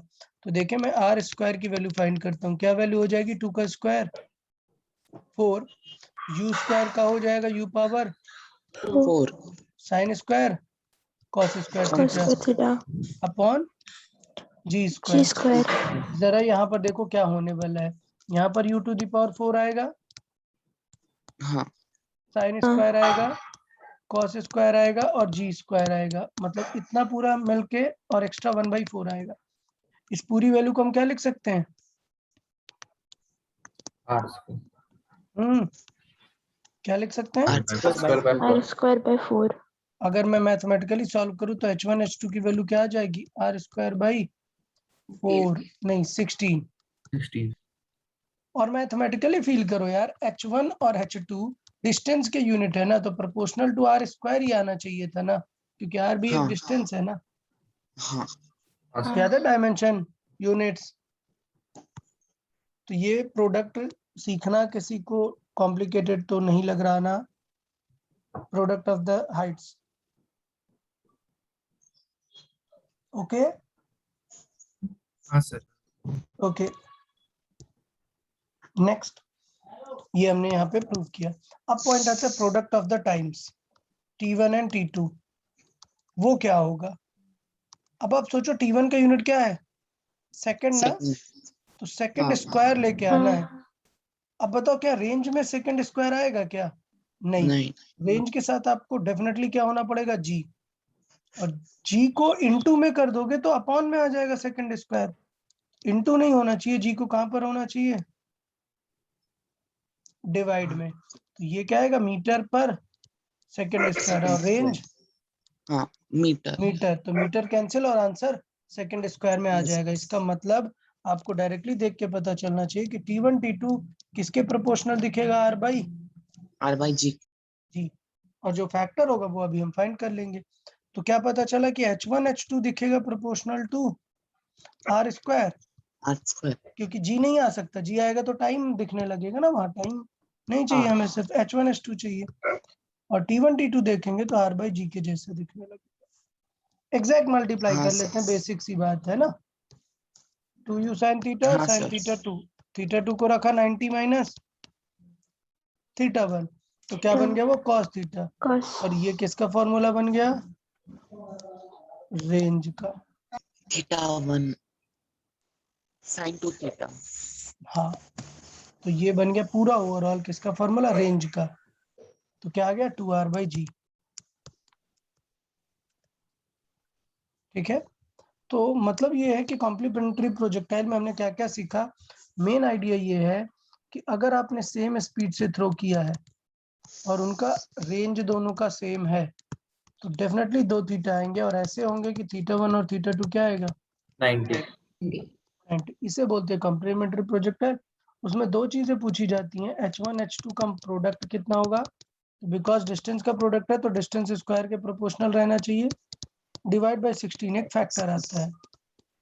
t1 t2 है, मैंने बताया सेकंड स्क्वायर होना चाहिए, सेकंड हमारे जी में रहता है तो जी का डिवाइड करेंगे तो सेकंड स्क्वायर ऊपर आया, और जी में एक मीटर भी रहता है, वो कैंसिल करने के लिए प्रोपोर्शनल टू आर आएगा, फैक्टर आता है 2 का। तो कॉम्प्लीमेंट्री प्रोजेक्टाइल के बारे में इतनी बातें याद रहेंगी सभी को, हाँ सर। ठीक है। अभी एक चीज है, दो प्रोजेक्टाइल को कंपेयर करना है, सोचो समझिएगा। मैंने कहा कि दो प्रोजेक्टाइल को कंपेयर करो जो कि सेम स्पीड से थ्रो कर रहे हैं बट डिफरेंट थीटा पर। क्या कर रहे हैं हम, दो प्रोजेक्टाइल हैं, एक को थीटा 1 पर थ्रो कर रहे हैं और एक को थीटा 2 पर थ्रो कर रहे हैं, दोनों की स्पीड क्या है, u। अब आप बताओ इनके t, h और r के बारे में क्या कमेंट करोगे आप? कमेंट करना है आपको। सर थीटा 1 का जो आर रहेगा वो ग्रेटर रहेगा theta 2। Theta 2 is greater than theta 1। Theta 1. रुको रुको रुको रुको जस्ट अ मिनट, इस चीज को और अच्छे से प्रॉपर समझ लेते हैं। हम क्या समझने वाले हैं, कंपेयरिंग टू प्रोजेक्टाइल्स। हम क्या करने वाले हैं, कंपेयरिंग टू प्रोजेक्टाइल्स। ओके, क्या प्रोजेक्टाइल है, ये दो हम यहाँ पर बना देते हैं प्रोजेक्टाइल्स, कि एक प्रोजेक्टाइल को थ्रो किया है सेम u स्पीड से, किस एंगल पे, थीटा 1, तो वो कुछ इस तरीके से रहेगी प्रोजेक्टाइल। और एक दूसरी प्रोजेक्टाइल थ्रो की है कब, थीटा 2 पर, तो बताए ये हो जाएगी कुछ इस तरीके से। मैंने ऐसे रैंडम फिगर बनाया है, इसे फिगर से देख के मत बोलना कि सर इसका आर कम होगा, समझा कि नहीं? हाँ सर। हाँ, अब मैं बोल रहा हूँ theta 2 is greater than theta 1 and u1 and u2 are same. तो बताओ क्या कमेंट करोगे इनके t, h और r के बारे में, बताओ। थीटा 2 को ज्यादा टाइम लगेगा। नंबर वन अगर मैं बात करूं तो t का फॉर्मूला क्या है, 2u sign theta by G. जी। तो इससे मुझे पता चल रहा है कि डेफिनेटली एक काम की बात, थीटा हमेशा कैसा होगा, less than 90 degree. 90 degree. 90 degree, तभी तो प्रोजेक्टाइल हो रहा है। तो अगर आप 90 से कम में देखोगे तो मुझे पता है कि अगर थीटा 2, इफ थीटा 2 ज्यादा है किससे, थीटा 1 से, देन साइन थीटा 2 भी ज्यादा होगा किससे, साइन थीटा 1 से। इसका मतलब क्या कंक्लूजन आया, पहला T2 विल बी, क्या कंक्लूजन आया बताए, T2 will be greater than T1। T1। Clear है कि नहीं यार, ये समझा कि नहीं क्यों ऐसा हुआ, हाँ सर। क्योंकि उसका थीटा ज्यादा है। इसका मतलब जिसका थीटा ज्यादा है वो ज्यादा टाइम लेगा, डेफिनेटली ज्यादा टाइम लेगा। नंबर 2, अभी क्या चेक करना है कि कौन ज्यादा हाइट पर होगा। बाय द वे क्लियरली ही दिख रहा है कि हाइट का भी फॉर्मूला क्या है, U square science Square theta by G. 2G. ठीक है। तो मुझे यहाँ से फिर से वही वाली बात मिल रही है, ज्यादा सोचने वाली बात ही नहीं इसमें। If theta 2 is greater than theta 1 then sin theta 2 will definitely be greater than sin theta Theta 1. 1। Answer क्या आ जाएगा इसका मतलब, H2 is greater second than वाला ज्यादा हाइट पर होगा कंपेयर टू H1। H1. तो आपको लग रहा होगा अरे यार ये तो बड़ी सिंपल सी बात है, इसको अलग से लिखाने की जरूरत थी क्या, नहीं। अभी मेन चीज बाकी है, क्या, रेंज के बारे में जरा सोच के बताओ। रेंज का फॉर्मूला होगा 2u square sine theta into cos theta. अब दोनों आ गए ना, समझ पाओगे क्या, नहीं, क्योंकि दोनों की वैल्यू अलग अलग होती है ना बहुत। तो मैं इसे एक सिंगल बना लेता हूँ, क्या, u square sine 2 theta by G. अब अगर मैं बात करूं क्या, if theta 2 is greater than theta 1, बताओ क्या होगा साइन 2 थीटा का, साइन थीटा तो बढ़ेगा, 2 थीटा का क्या होगा। तो प्रॉब्लम ये, हमें साइन की वैल्यू समझनी पड़ेगी। इसे समझने के लिए मैं पहले बोल रहा हूँ, क्या मैं देख के फिगर में कुछ कमेंट कर सकता हूँ क्या, नहीं। बहुत ही इंपॉर्टेंट केस है ये, समझिएगा, बहुत इंपॉर्टेंट केस है। क्या होने वाला है कि अगर थीटा 2 थीटा 1 से ज्यादा है, मैं कमेंट ही नहीं कर सकता हूँ जबकि मुझे किसके बारे में ना पता हो, साइन के बारे में। तो देखिएगा मैं साइन को आपको समझाता हूँ। साइन थीटा क्या होता है, साइन थीटा जब थीटा इंक्रीज होता है कहां से कहां तक, 0 to 90, क्या होता है theta, increase. Increase. 0 to Zero. 90। So sine theta की सबसे खास बात है नंबर 1, क्या, for theta equal to 0 to 90 degree, जब थीटा इंक्रीज होगा तब बताओ साइन थीटा क्या होगा, इंक्रीज होगा। इंक्रीज होगा। बट प्रॉब्लम ये है कि अगर मैं आगे की बात करूं, for theta is equal to 90 to 180 degree, अगर थीटा बढ़ेगा तो थीटा बढ़ेगा मतलब आगे की तरफ जा रहा है, बट मुझे एंगल कहां से लेना पड़ेगा,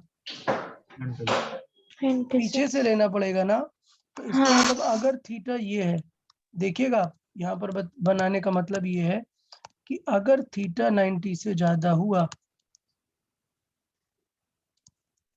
तो थीटा ग्रेटर देन 90 पे क्या हो रहा है, हम जो वैल्यू लिखेंगे वो कहां से लिखेंगे, पीछे वाले थीटा से लिखेंगे ना। हाँ। और वो तो 90 से क्या हो रहा है, कम। कम हो रहा है ना। तो अगर थीटा ज्यादा है तो इसे मान लेता हूँ theta dash when theta is greater then 90 degree, theta dash and theta is increasing, then theta dash is decreasing। तो इसका मतलब वैल्यू क्या होने वाली है, कम होने वाली है। तो मतलब साइन थीटा की वैल्यू क्या होगी, कम, क्योंकि हमें एट द एंड बताना क्या है, थीटा डैश अपोजिट साइड से बताते हैं ना हम। हाँ। तो क्या कंक्लूजन निकला, इसका मतलब इस फंक्शन पे हम कमेंट करने के लिए हमें केयरफुल रहना पड़ेगा। जब ये वैल्यू 0 to 90 होगी तब कंपेयर कर सकते हैं, और अगर 90 के बाद होगी तो कंपेयर नहीं कर सकते। समझ आया? हाँ सर। ओके, तो मैं फिर से बोल रहा हूं कि हम कंपेयर कैसे कर सकते हैं, अगर दोनों 45 से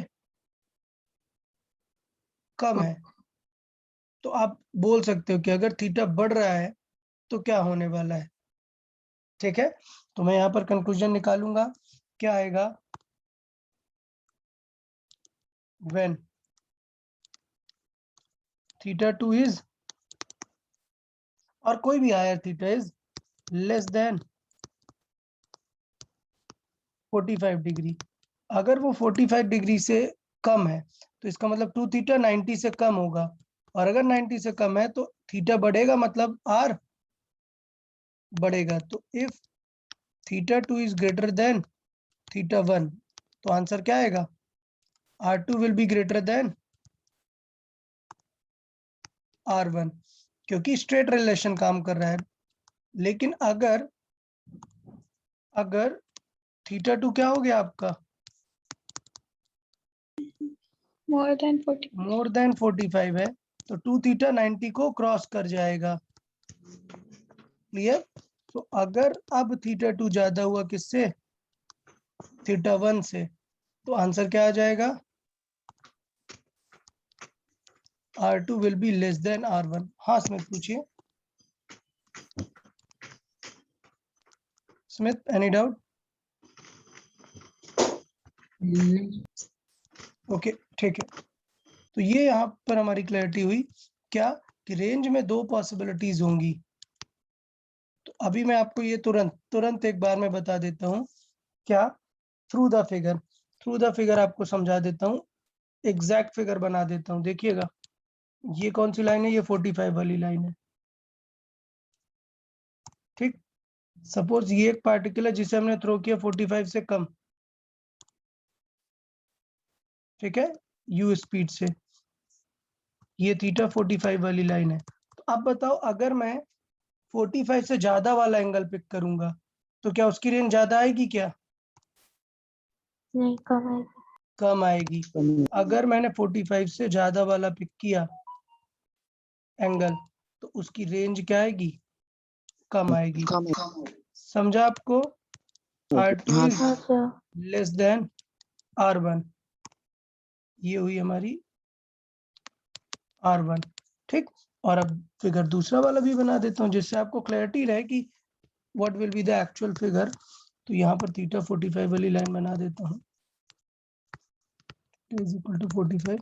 अब अगर वो जो थीटा 2 है वो 45 से कम है, तो अगर थीटा 45 से कम है तो रेंज ज्यादा होगी। तो रेंज ज्यादा आएगी, even with the same speed.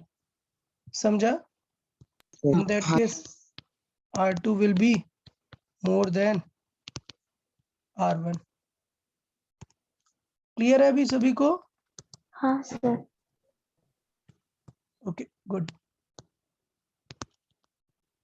ठीक है। तो ये रेंज का हो गया। टाइम और उसका डायरेक्ट रिलेशन है, सिर्फ रेंज में हमें केसेस बनने को मिलेंगे। ओके, समझा ना?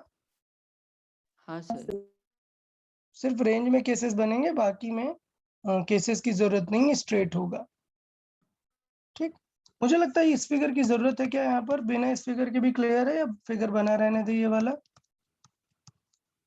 रहने दो ना। ठीक है, रहने देते हैं, दिखेगा थीटा डैश वहां पर दिख रहा है प्रॉपर। ठीक है, चले कोई बात नहीं। तो ये था दोनों प्रोजेक्टाइल का कंपैरिजन। तो बताए प्रोजेक्टाइल हमें समझ आ गया कि नहीं? हाँ सर। हाँ ओके, सर। इस पूरे केस में हमने क्या देखा है कि प्रोजेक्टाइल कैसे थ्रो की है हमने? हॉरिजॉन्टल से ऐसे। ठीक, नेक्स्ट हम सेक्शन डिस्कस करेंगे जब हम प्रोजेक्टाइल को कैसे थ्रो करने वाले हैं, किसी हाइट से। हाइट से। अगर हाइट से मैंने ड्रॉप कर दिया तो ये सीधे ऐसे गिर जाएगा ना, मोशन अंडर ग्रेविटी। ग्रेविटी। हाँ सर। अगर ऐसे हॉरिजॉन्टल में स्पीड दी तो ये आगे की तरफ ऐसे जाएगा और पाथ बन जाएगा इसका क्या? पैराबोलिक, और ये मोशन हो जाएगी प्रोजेक्टाइल। तो डिस्कस करेंगे इस वाले प्रोजेक्टाइल का नेम हम क्या देते हैं? हॉरिजॉन्टल। Horizontal projectile, projectile. क्योंकि जो वेलोसिटी थ्रो है वो हम जो है हॉरिजॉन्टल सेक्शन का यूज करते हैं। तो ये पहले वाली प्रोजेक्टाइल को क्या बोलते हैं? Oblique projectile. ऐसा कुछ नेम में कोई बड़ी बात नहीं है, ऑब्लिक मतलब होता है किसी एंगल पे। Okay, okay sir. हाँ, तो पहले वाले का नेम ऑब्लिक है, इसका हॉरिजॉन्टल प्रोजेक्टाइल है। तो समझेंगे हॉरिजॉन्टल प्रोजेक्टाइल कितना सिंपल है, बहुत ही सिंपल है। क्या? ऑल्दो ये चीज मैं आपको बता चुका हूं पहले भी कि जब मैंने किसी चीज को हॉरिजॉन्टली थ्रो किया तो ये जाता रहेगा भाई इनफाइनाइट टाइम के लिए, कहीं रुकेगा क्या? नहीं। नहीं, कोई एक्सेलरेशन नहीं है, बट साथ में ग्रेविटी इसे पुल कर रही है। तो इसका मतलब ये कि नीचे आता जाएगा, जैसे ही ग्राउंड हिट कर देगा अब थोड़े आगे जा पाएगा नहीं। इसका मतलब मैं अगर देखूं तो ये कहीं तक भी जा सकता है, रेंज कुछ भी हो सकती है, but due to the vertical motion range अब इसकी इससे ज्यादा नहीं हो सकती। ये बात समझ आई कि नहीं सबको? ड्यू टू वर्टिकल मोशन अब इससे ज्यादा वो दूर नहीं जा सकता। सोचो अगर वर्टिकल मोशन नहीं होती, ग्रेविटी फ्री स्पेस होता, तो वो आगे जाता ही जाता इनफाइनाइट टाइम के लिए। ओके, तो यहाँ पर प्रॉब्लम क्या है? ग्रेविटी प्रॉब्लम है कि ग्रेविटी उस पार्टिकल को हिट करा देगी। तो अगर मुझे रेंज निकालना है कि कितना दूर जाके गिरेगा, वो बहुत ही सिंपल है। स्पीड हॉरिजॉन्टल की चेंज होगी क्या? नहीं, क्योंकि हॉरिजॉन्टल में कोई भी एक्सेलरेशन नहीं है। तो होगा u इंटू और ux इंटू t। तो अब हमें t कहाँ से निकालना है? t निकालना है कि वर्टिकल में वो कब नीचे पहुंच जाएगा। तो इसका मतलब है हॉरिजॉन्टल को भूल जाओ, देखो कि वर्टिकल में उसके पास क्या है। तो वर्टिकल में कोई स्पीड है क्या? नहीं। तो वर्टिकल में उसे कैसा फील आ रहा है? सिंपल ड्रॉप वाला। ड्रॉप। तो अब मोशन अंडर ग्रेविटी को याद करो, अगर वर्टिकल स्पीड ड्रॉप वाली है तो टाइम कितना होता है? Under root of 2h। Under root 2h by g। हम सबसे पहले क्या निकालेंगे? इसका time of flight, √2h by g हो जाएगा। उसमें आता था 2u sin थीटा बाई जी। यहाँ पर वैसी कुछ जरूरत नहीं है, यहाँ पर आंसर क्या आने वाला है टाइम ऑफ फ्लाइट का? √2h by g। ध्यान देने वाली बात है, टाइम ऑफ फ्लाइट हमेशा वर्टिकल से ही निकालते हैं क्योंकि वही हमारा कंस्ट्रेंट है। बताए हॉरिजॉन्टल प्रोजेक्टाइल में टाइम ऑफ फ्लाइट समझ आया? हाँ सर। √2h by g। अब बात कर लेते हैं कि कितना हाइट तक गया तो बेटा हाइट तो वही है ना, उसमें सोचने वाली क्या बात है। तो यहाँ पर एक नई चीज पूछेगा कि किस स्पीड से हिट करेगा, क्योंकि वहां पर तो जिस स्पीड से था वैसे ही गया था, लेकिन ऐसा नहीं है, यहाँ पर ड्रॉप है y में, बट यहाँ जाकर तो स्पीड आ जाएगी ना। इसका मतलब फाइनल स्पीड क्या होगी, u तो रहेगा ही, एक एक्स्ट्रा स्पीड आ जाएगी ये वाली, v is equal to u0 क्या आएगी, gt अमाउंट को u माइनस जी टी आती है ना, u हो गया 0 माइनस जी टी मतलब नेगेटिव डायरेक्शन में रहेगी। तो फाइनल स्पीड जरूर हमसे पूछी जा सकती है। तो पहले बात की हमने टाइम ऑफ फ्लाइट की, √2h, ये क्लियर है सबको। फिर हमने बात की रेंज, कितनी दूर तक जाएगा, क्या होगा आंसर, u इंटू टी। और नेक्स्ट हम क्या फाइंड करेंगे, speed with which it will hit the ground. तो इसका मतलब हमें ऑलरेडी पता है कि v square is equal to क्या होता है, u स्क्वायर माइनस 2gh, और नेगेटिव h रखेंगे तो ये आ जाता है प्लस, u था 0, तो वर्टिकल की स्पीड क्या आ गई, √2gh। तो ये दोनों चीजें हमने कहाँ से सीखी हैं, मैं फिर से बताऊंगा, ये दोनों चीजें कहाँ से सीखी हैं बताए, equation of motion, motion under gravity से निकाला है हमने टाइम, मोशन अंडर ग्रेविटी से निकाली है स्पीड। बट क्या ये टोटल स्पीड है हिट की, नहीं, ये सिर्फ y कंपोनेंट है, x भी मिला के फाइनल स्पीड लिखेंगे। तो x मिला के फाइनल स्पीड क्या हो जाएगी, ux है u और uy है ये, तो क्या होता है √(ux² plus y square. y square. तो यहाँ से हम निकाल सकते हैं। तो बताइए हॉरिजॉन्टल प्रोजेक्टाइल समझ में आए ऑल 3 केसेस। Yes. तो चले, अब समझने वाली बात है कि अगर मैंने एक पार्टिकल को 20 से थ्रो किया और एक को 40 से थ्रो किया, दोनों को सेम हाइट से थ्रो किया, तो बताओ क्या क्या वेरिएबल रहेगा। सेम हाइट से थ्रो किया तो क्या चीज सेम रहेगी, टाइम सेम रहेगी। और यही मैं बताता हूँ कि लोगों को फील नहीं होता, उन्हें लगता है कि 40 वाला सर ज्यादा जल्दी नीचे आ जाएगा, है क्या ऐसा कुछ, नहीं, नहीं, आपको लग रहा है 40 वाला दूर तक जाएगा। ओवरऑल वर्टिकल में हाइट अगर सेम है तो टाइम दोनों को नीचे आने में सेम लगेगा। तो थोड़ा सा ज्यादा फीलिंग टर्म यहाँ पर नहीं लाएंगे, मैथमेटिकल टर्म ध्यान देंगे कि फॉर्मूला टाइम ऑफ फ्लाइट का √2h/g ही होगा, तो दोनों का टाइम सेम होगा, इसकी स्पीड ज्यादा है इसलिए ये दूर तक जाने वाला है। ओके, हाँ सर। हाँ सर, तो ऐसा हमें लगेगा कि ये 40 वाला ये जल्दी से पहुंच जाएगा, ऐसा कुछ नहीं है। वर्टिकल में दोनों में कोई भी स्पीड नहीं है, तो ये नीचे आएंगे सेम टाइम पर। मैथमेटिकल थॉट का ध्यान देना। लैंडिंग स्पीड का क्या फर्क होगा, वर्टिकल की लैंडिंग स्पीड दोनों में क्या रहेगी, सेम √2gh। हॉरिजॉन्टल के वजह से इसका फैक्टर बदल जाएगा। ओके ना, यस लैंडिंग स्पीड जिसकी ज्यादा, जिसकी स्पीड ज्यादा होगी। Okay, yes. तो ये थोड़ा सा यहाँ पे केयरफुल रहना है। तो हमने क्या क्या डिस्कस कर लिया, हमने टी डिस्कस कर लिया, यहाँ पर एच की बात ही नहीं आई, तो यहाँ पर हमने क्या डिस्कस कर लिया, वी फाइनल लैंडिंग स्पीड, और यहाँ पर किसकी बात आई है, रेंज की। रेंज की, क्लियर है सभी को, हाँ सर। हाँ। और ये वाला ही क्वेश्चन था जो हमने मोशन अंडर ग्रेविटी में पढ़ा था, बॉम्ब वाला, ड्रॉप वाला। कोई भी फ्लाइट से कोई चीज ड्रॉप की जाती है तो टाइम कितना लेगा, √2h/g, और कितना दूर जाएगा, u इंटू टी। ठीक है, ठीक है। इसका मतलब ये हुआ कि कभी कभी आपसे पूछ लेता है ऐसा, मोशन अंडर ग्रेविटी में बाय द वे मैंने समझाया था कि एक बुलेट है, उसको इस टारगेट पर फायर किया, तो बताओ वो कितनी नीचे आएगी। तो मोशन अंडर ग्रेविटी में बताया था ना कि कोई भी चीज ऐसे हॉरिजॉन्टल में स्पीड है, वर्टिकल में नहीं है ना, नहीं, कितना नीचे आता है हाइट की वैल्यू, ½ gt²। कितना टाइम तक वो ट्रेवल की उतना ही नीचे वो आ जाएगी, याद है कि नहीं। मोशन अंडर ग्रेविटी में शीट में ये क्वेश्चन था ना, कराया था। हाँ सर करवाए।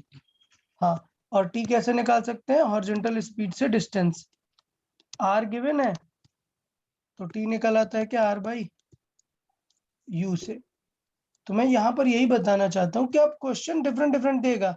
अब एक बार एच ना दे के क्या दे देगा आपको? आर। रेंज आर से निकालेंगे क्या पहले?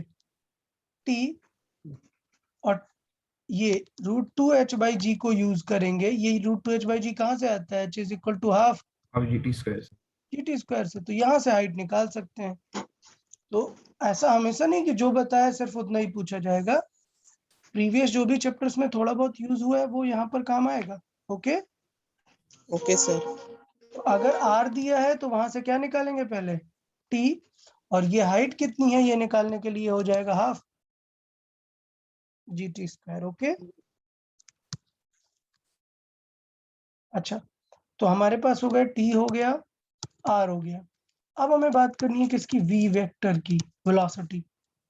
तो देखो, अगर आपने यू से थ्रो किया, ये यार काफी इंपॉर्टेंट है, यहाँ पर वेलोसिटी काफी इंपॉर्टेंट है। अगर आपने यू से थ्रो किया तो वर्टिकल की स्पीड तो धीरे धीरे बढ़ रही होगी ना? किस फॉर्मूले से बढ़ रही होगी? वाई एक्सिस देखते हैं, u 0 है, एक्सेलरेशन g है, v क्या होता है? u minus gt। u तो 0 है तो स्पीड किससे बढ़ रही होगी? gt अमाउंट से। और नेगेटिव क्या बताता है कि स्पीड किस तरफ है? डाउनवर्ड्स। हॉरिजॉन्टल की कभी चेंज होती है क्या? नहीं। तो कितने भी टाइम बाद पूछे आपसे कि find the speed after this much time, सोचने वाली बात ही नहीं है। U will remain as it is, और वर्टिकल कंपोनेंट क्या आ गया? GT। gt। तो अब पूछेगा कि बताओ कितना एंगल इंक्लाइन हो गया। तो याद है tan अल्फा कैसे निकलेगा? बताइए tan alpha. VY by vx, और vy क्या है? gt upon GT upon U। vx है u। ऐसे आ जाता है tan अल्फा। अब आप बोलोगे सर नेगेटिव, तो याद रखो यार ये वैल्यू नेगेटिव है मतलब अल्फा नेगेटिव है क्योंकि नीचे की तरफ है। ठीक है ना? तो कुछ चीजें ये बाय डिफॉल्ट याद रखनी है। तो बताएं समझ आया कि नहीं? Angle of velocity with horizontal, yes sir. और स्पीड भी समझ आई। एट एनी टाइम टी कैसे निकाल सकते हैं स्पीड? हाँ सर। स्पीड का नया कंपोनेंट ऐड हो गया है वाई वाला GT, GT और u will remain as it is. दोनों से रेशियो और स्पीड निकाल दो। अगर आपको क्वेश्चन में टाइम नहीं दे दे, क्या दे दे? x एंड y, तब बताएं v कैसे निकालेंगे? अगर आपको दे दिया कि after covering this much distance find its speed, तो क्या फाइंड करना है पहले? v फाइंड करने के पहले टाइम। अगर t पता चल गया तो v आ जाएगा ना? हाँ सर। तो t कैसे निकालेंगे अगर x गिवन है? समझा? Sir x will be u into T ना। तो निकल आया। y कितना होगा? y डायरेक्शन का u क्या है? y माइनस डायरेक्शन 0, तो आंसर क्या है? सिर्फ half GT square. GT square. तो अगर y दिया है तो आप टाइम सिंपली निकाल सकते हैं। कैसे? √2y/g। ओके ना? Okay sir. तो ये हो गया टाइप 2 क्वेश्चन कि अगर आपसे स्पीड पूछेगा और क्या दे दिया आपको, पोजीशन वगैरह, तो आपको पहले क्या निकालना होगा? टाइम। और टाइम निकाल के क्या निकाल लेंगे? स्पीड। समझ आया कि नहीं? हाँ सर। ओके। दूसरा मेथड है, बिना टाइम निकाले भी हम स्पीड निकाल सकते हैं। किससे? हाइट से।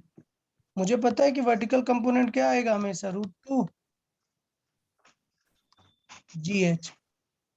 तो अगर x दिया है तो डेफिनेटली आपको किससे निकालना पड़ेगा? t से। लेकिन अगर हाइट दी है तो आप vy/√2gh से भी निकाल सकते हो। तो याद रहेगा कि अगर x दिया है तो डेफिनेटली टाइम निकालना ही पड़ेगा, लेकिन अगर y दिया है, हाइट दिया है, तो आप इक्वेशन ऑफ मोशन से निकाल सकते हैं। क्लियर कि नहीं? ये मैंने y का बताया इक्वेशन ऑफ मोशन से, और अगर x दिए तो किससे निकालेंगे?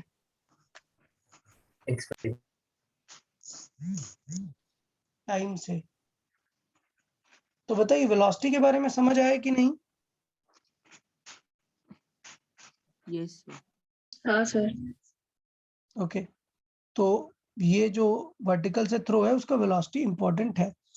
अब पूछा है पोजीशन क्या होगी डिफरेंट टाइम के बाद, तो ऑलरेडी हमें पता है x का आंसर क्या होगा ut, और y का आंसर हाफ gt स्क्वायर। बस याद रखना कि y नेगेटिव है, नीचे की तरफ है हमेशा।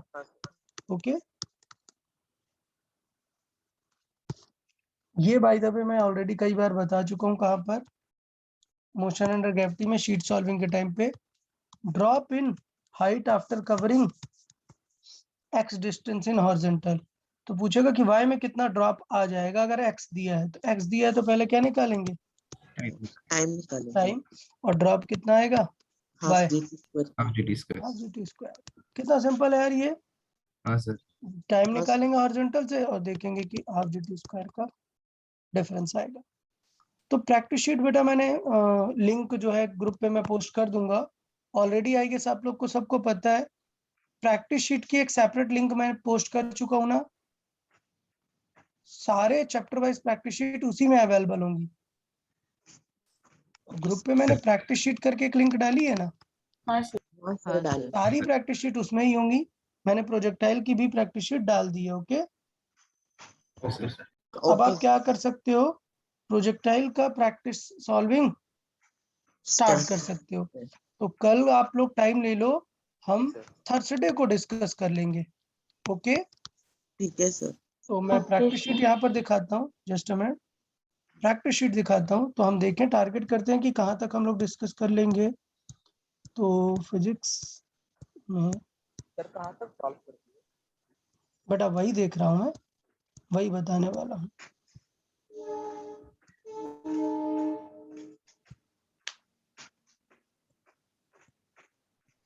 ठीक है, मतलब सारी कैटेगरीज कवर है। आप चाहिए तो पूरे 75 क्वेश्चन ट्राई कर सकते हो। Okay sir. आपके पास 2 डेज है, आज का है और कल का दिन है। अभी थोड़ी सी कुछ चीजें कवर नहीं है, अभी कुछ चीजें, अभी एक लेक्चर और बाकी है। तो डेफिनेटली कुछ आपके डाउट्स होंगे, बट वो हम आगे देखते जाएंगे। Okay, yes sir. बट मैं Okay, गारंटी sir. दे रहा हूँ कि out of 75 max to max आपको 15 डाउट ही होंगे।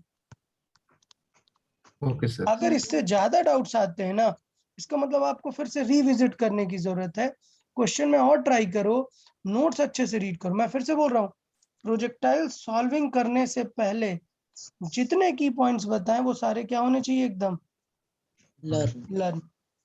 क्लियर? हाँ सर। ठीक है। हाँ सर। पहले मैं सोच रहा था कि मैं प्रैक्टिस शीट के 1-2 क्वेश्चन सॉल्व कर दूं, बट मैं सोच रहा हूँ कि अभी आराम से पहले ये सेक्शन थोड़ा सा कंप्लीट कर लेते हैं।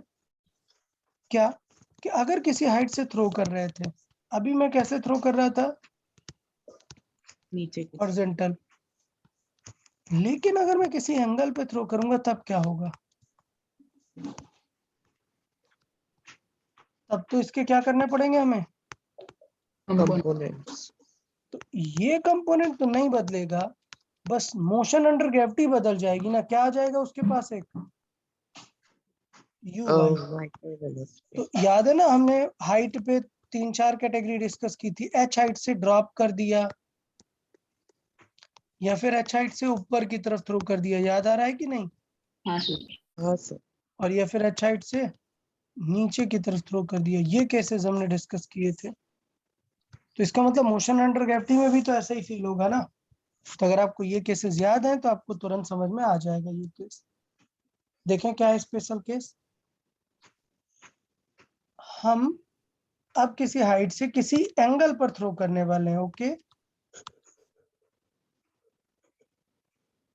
क्लियर? तो ओके हमसे सर। पूछता है कि बताओ कितना maximum height from the ground होगी। तो मुझे पता है कि यार ये एक प्रोजेक्टाइल ही है ना, ये ऐसा फील करो इसे। हाँ सर। इस प्रोजेक्टाइल की जो हाइट है प्लस ये वाली हाइट, यही तो मैक्सिमम पॉसिबल हाइट होगी ना ग्राउंड से। हाँ सर। h + h। तो क्या यहाँ पर मैक्सिमम हाइट निकालने के लिए हमें कुछ कंपोनेंट वगैरह की जरूरत है क्या? कुछ नहीं, नहीं सर। डायरेक्टली काम बन गया। कंपोनेंट वगैरह की जरूरत कब पड़ेगी, जब पूछेगा कि ये यहाँ कब आएगा और रेंज कितनी होगी। तो रेंज की तो कोई टेंशन नहीं है, रेंज का आंसर क्या आएगा, u cos theta into into t। t।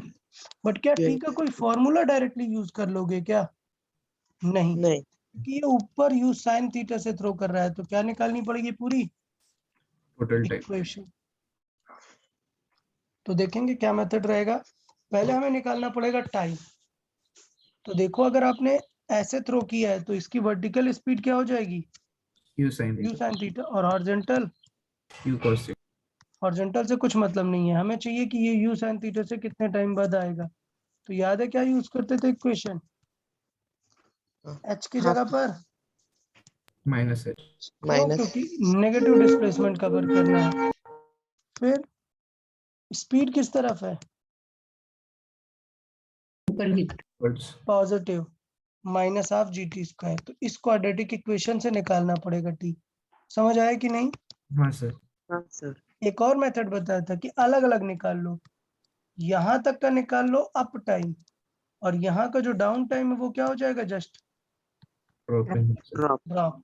But जरूरत नहीं होती, क्वाड्रेटिक से भी किया तो काम बन जाता है ना, दो बार अलग अलग करने की जरूरत है नहीं। बट ठीक है, मैंने ऑलरेडी बता रखा है कि t1 will be up time. क्या है आंसर अप टाइम का, U sine theta by ji.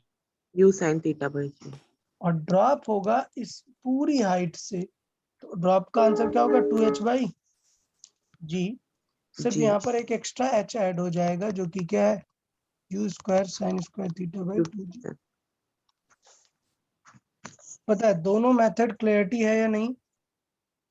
Yes sir. Main time की प्रॉब्लम है, अगर टाइम पता चल गया तो आप पोजीशन निकाल सकते हो। क्या हो जाएगी position, u cos theta into t, और y की पोजीशन तो simple u sin theta into t minus half G G T square.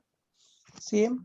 और स्पीड की बात करें तो हॉरिजॉन्टल की स्पीड नहीं बदलेगी, वर्टिकल की स्पीड का फॉर्मूला वही रहेगा। आप देख रहे हैं ना, फॉर्मूले में कोई भी चेंजेस नहीं आ रहे हैं, फॉर्मूला एकदम वही है। और अगर पूछेगा कि एंगल कितना बनेगा तो सेम, अगर ये वैल्यू पॉजिटिव आ रही है मतलब वो किस सेक्शन में है अभी, हाफ के इधर, और नेगेटिव आ रही मतलब हाफ के आगे। ओके, हाँ सर। Okay sir. तो ये बिल्कुल सिमिलर जैसे हम मोशन एंड ग्रेविटी सॉल्व करते थे वैसे ही सॉल्विंग है।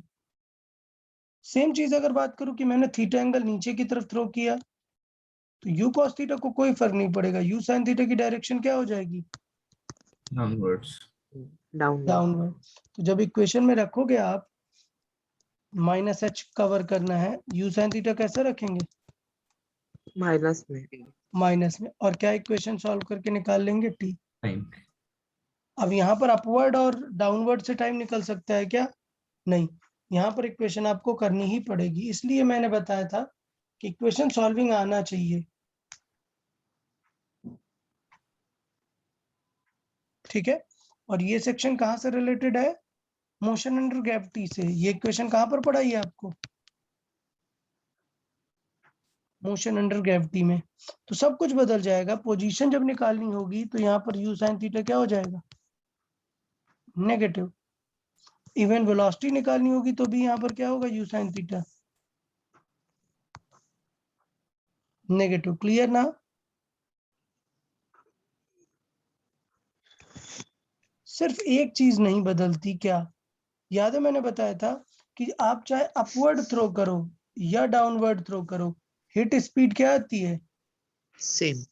Same, u square plus 2gh ही आती है। तो इसका मतलब यहाँ पर भी अगर आप अपवर्ड कंपोनेंट दो या डाउनवर्ड कंपोनेंट दो या स्ट्रेट थ्रो करो, किसी भी तरीके से थ्रो करो, जो भी हिट स्पीड होगी वो क्या आएगी, सेम। सेम। क्योंकि हिट स्पीड मतलब डिस्प्लेसमेंट पे डिपेंड करती है, सिंपल वे पे निकाल सकते हैं। क्या u स्क्वायर प्लस 2gh आती है, ये स्पेशल केस है, बहुत ही याद रखना है। ओके रीजन समझ में आया है ना सबको, क्यों, क्योंकि इसे डाउनवर्ड u हाँ। sin थीटा मिलता है तब भी वही स्पीड आएगी, इसे अपवर्ड u sin थीटा मिलता है तब भी ये हिट करेगा सेम स्पीड, और इसे नहीं मिलती है u sin थीटा या cos थीटा, बट इसका हॉरिजॉन्टल भी तो मेंटेन रहता है ना, बड़ा रहता है। रिजल्ट निकालते हैं, वही आंसर आता है। क्लियर? सर हाँ ठीक सर। है, तो यहाँ तक हमारा प्रोजेक्टाइल का एक सेक्शन कंप्लीट होता है, मतलब 75% ऑफ प्रोजेक्टाइल कंप्लीट हो गई है। इसीलिए मैंने कहा था कि आपको ज्यादा डाउट्स नहीं आएंगे अगर आपको नोट्स अच्छे से क्लियर है।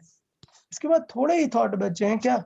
लाइक इंक्लाइन प्लेन पे प्रोजेक्टाइल, मतलब आपने कोई स्टोन थ्रो किया, लेकिन अब ये ग्राउंड नहीं है, यहाँ पर क्या है, एक इंक्लाइन प्लेन है, तो ये ऐसे जाके यहीं पे हिट कर जाएगा ना, आगे की जर्नी कंप्लीट कर पाएगा क्या?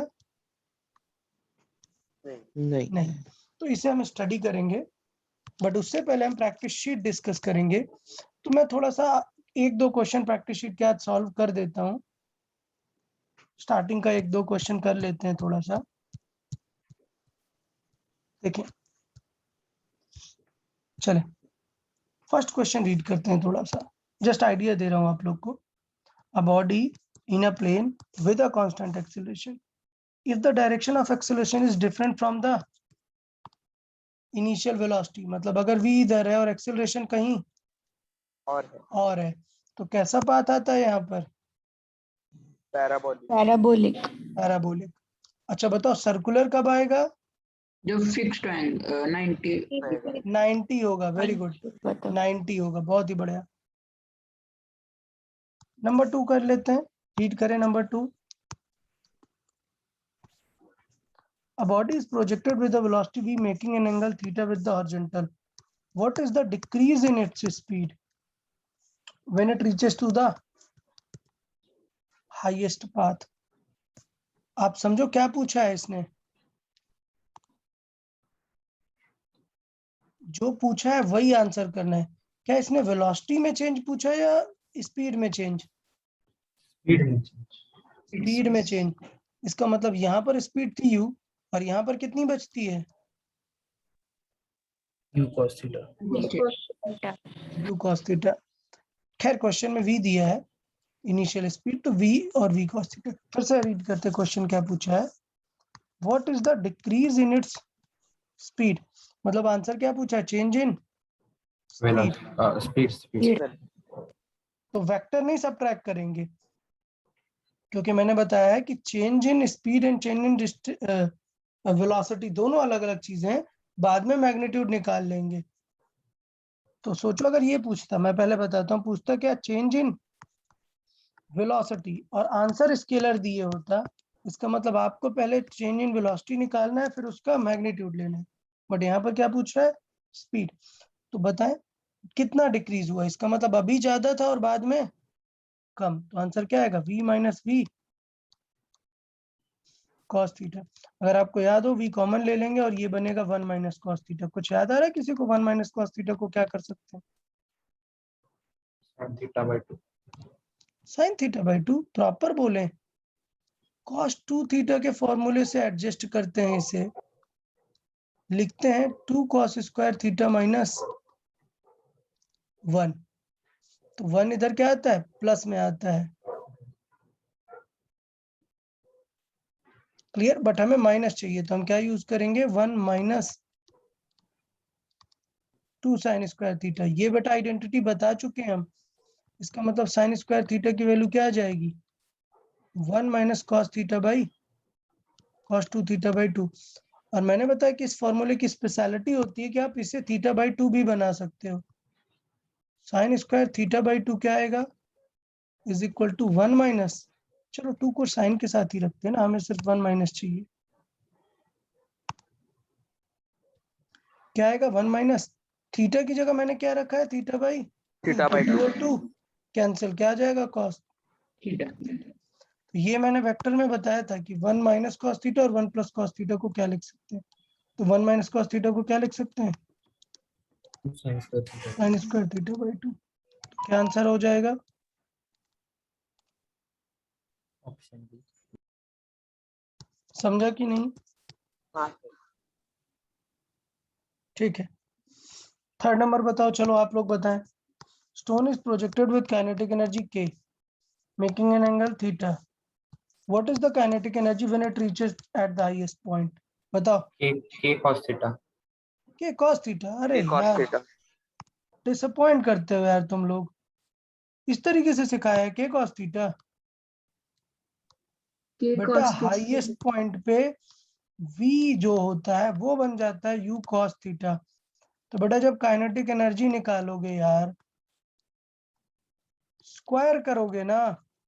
हाँ तुम लोग यार बहुत जल्दी में और गलत आंसर करते हो. तो काइनेटिक एनर्जी मान लेते हैं K डैश कितना आएगा, तो वो आएगा half mu square into cos square theta. मतलब क्या आने वाला है?